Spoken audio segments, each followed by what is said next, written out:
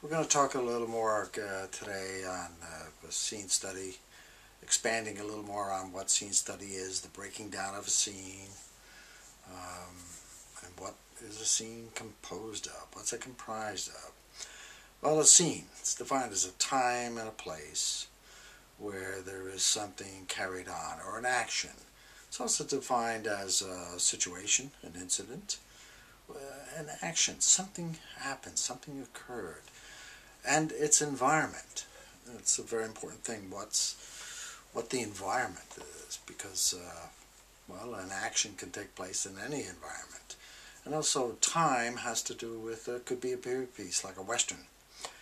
In that case, you'd have to go and do some homework or research on, like, looking at photographs at that time or that period. See how the people dressed, or look at newspaper clippings, headlines. What were the laws at the time? What were the absence of laws? How people talked to one another, how educated or uneducated they were. So all of those things become a part of examining the circumstances of a scene. The elements, what's there to go over and make choices of how the character should look or dress. Geographically, it could be important as well.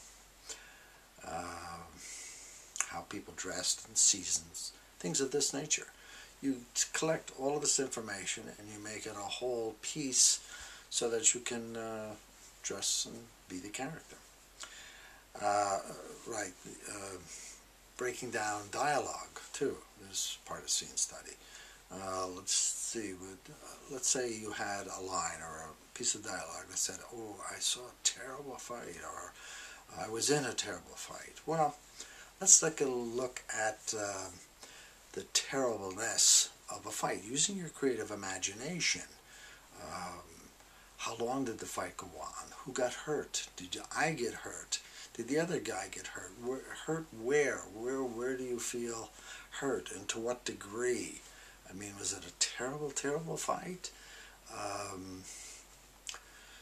You look at the different aspects of that and go over it so that you can deliver the line in a way that's real to you, real to the character that you're portraying, finding that unique and special choice, or making it more authentic.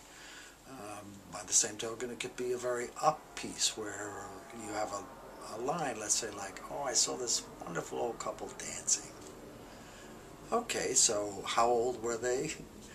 Were they clumsy? Were they graceful in their dancing together? Were they enjoying themselves and having a gas? So that when you deliver it, you're delivering it with conviction that's real to you. You own it. You have created in your imagination how you saw the dance, and now you're talking out of that action. You see, if you see the actions of what you're talking about, or create the actions of what you're talking about, it has energy in it, and has the energy of the action itself. Oh, that makes sense. Does that make sense? Okay, there's a couple of examples of breaking down dialogue, and I certainly hope it helps. Thanks.